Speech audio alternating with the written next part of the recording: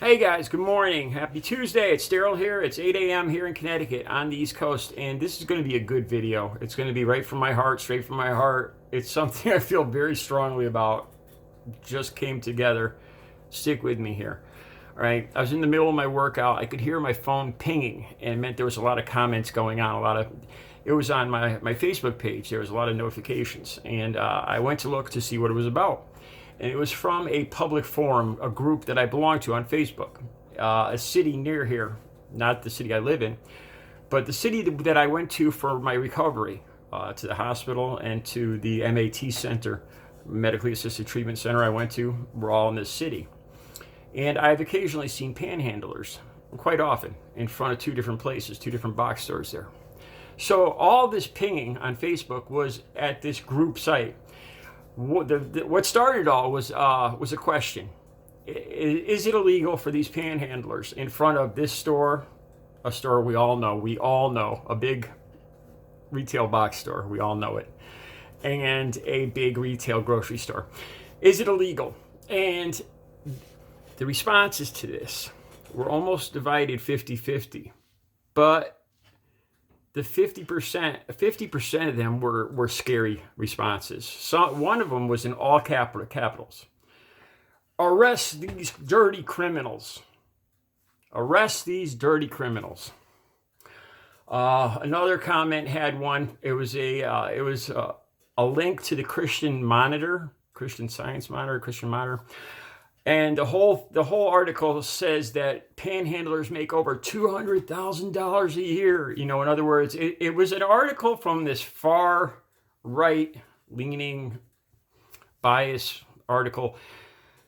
It's kind of saying that these panhandlers are all scammers. That's a matter of fact. That's what he did say that. I forgot. He actually did use the word scammers.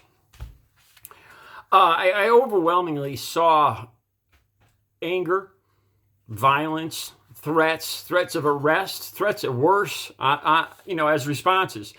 There was my response. Well, a couple of my responses. I responded a few times. One of my responses was, God forbid that we normal people have to be reminded and dirty our eyes with this site and be reminded of the alcohol and drug and domestic violence and poverty problems in our country when we're on our way to spend daily at Walmart. God forbid we have to see this. We have to sully our eyes with this reminder. It was sarcastic. And then I commented on one of my lowest points ever. One of my lowest points, one of the most embarrassing thing, the thing that sticks in my heart that bothers me the most, is I remember panhandling myself. I was on a binge rock, and I was at a gas station, and a bunch of us were in the car, and I said, just let me out. We were all thinking of ways to get money. It's a terrible existence. It is a terrible. If anybody thinks this is fun or partying or enjoyable, it is the absolute opposite of that. There's 3, 4, 5 people all sweaty and dirty and anxious, grinding their teeth, and it's all quiet. It's all quiet, and everybody's scamming in their heads and thinking how they could get money from each other and wishing they had this substance. And it's a terrible, terrible feeling because you can't think of anything else. It's a horrible existence. And I got out and I panhandled at that gas station. I got threatened. I got threatened by a biker that belonged to a local bike club. Said, better not ask people with these rocker panels. You better not ask any of us for money. It doesn't faze you. Things like threats and death, and they don't faze you when you're a drug addict, because secretly you're kind of hoping for death. You really are. You not even secretly, you are. I remember waking up every morning and I wanted to end it, man. I could not do this for another day. A lot of the people said, why don't you go get a job? And it's such such an entitled view. They assume that everybody can work, everybody can get a job. Now, when you're addicted to opiates, your body is addicted. Within 8 hours, 10 hours of your last dose, you start getting nauseous. You start evacuating your bowels. not voluntarily. You get what I'm saying? It ain't easy to go to work when this is happening. You can't stand up, you can't sleep, you're shaking, you're having spasms.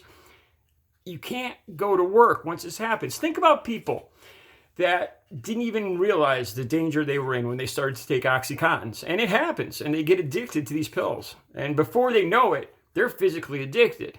And your life goes downhill from there. And a lot of times you try to hide it. And it just gets worse and worse and worse. And a lot of times these people will lead them to street drugs. And this is no intention of theirs in the first place.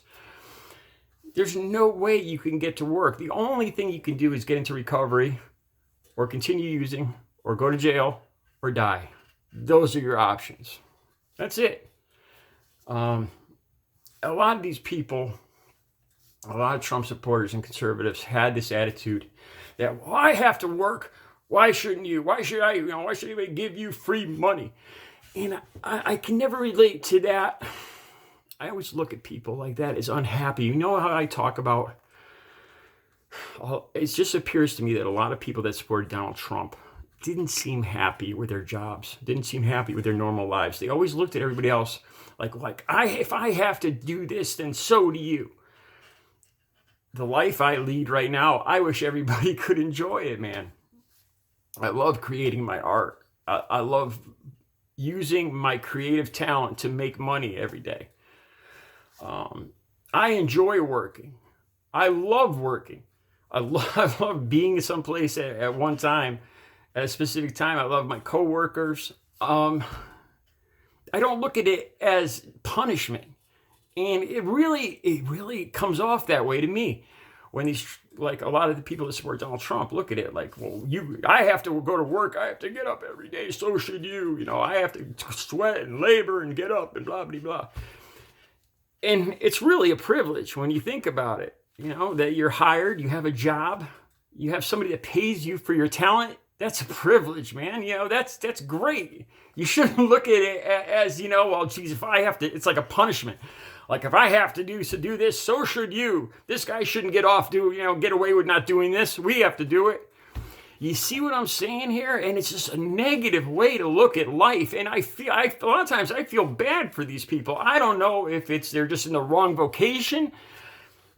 I don't know. I don't know why they look at life like that, why they judge themselves against everybody else. They always think everything's so unfair. And the burden is on them. It's a reverse discrimination. And everybody's getting everything for free and they have to pay for it. I think it's a lot happier way to look at life as look at where I am today. I've been in the worst place imaginable. I have been there. So believe me, it can get a lot worse than having a job you don't like. But looking at these responses, I can't believe how many people, it's not even about Donald Trump. It's this authoritarian, totalitarian anti-democracy thing where these people are talking about arresting somebody because they don't have a job. Imagine a woman that's in a domestic violence situation and flees with her kids. Of course she can't have a job. And this happens thousands of times across this country every day. It's not a rare one-time case. And of course these people can't have a job. And yes, some of them might have to panhandle to feed their kids, to have gas in the car that's doubling as their home. Not everybody is so lucky as to have a job where they do have to get up at 5 a.m. And these Trump supporters look at it, well, if I have to do this, so should you. And a lot of these people would kill for that job. But a lot of times the situation you find yourself in, a lot of people aren't as lucky as these Trump supporters think. Walk a mile in another man's shoes. But the scary thing here is, it's Joe Biden's president now. Trump's gone. Trump's getting impeached. And I see this, and this isn't even being a Republican. This isn't even being a conservative. This is just hardcore wanting a dictatorship where me and my party rule.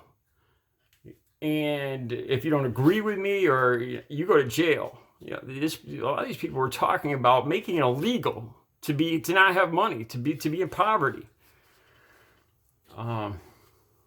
It's scary. It made me realize that there's, the fight is far from over, honestly. And if you look around the world, around the entire world, Germany, Italy, forgive me if I can't remember, some Australia, some of these other, maybe I think Finland, some of the Nordic countries are flirting with authoritarianism, far right-wing authoritarianism, and it's just beginning. I think this swing towards a scary world. Just some thoughts today. I had so much more to say, but I got to get back to my workout. You guys have a good Tuesday.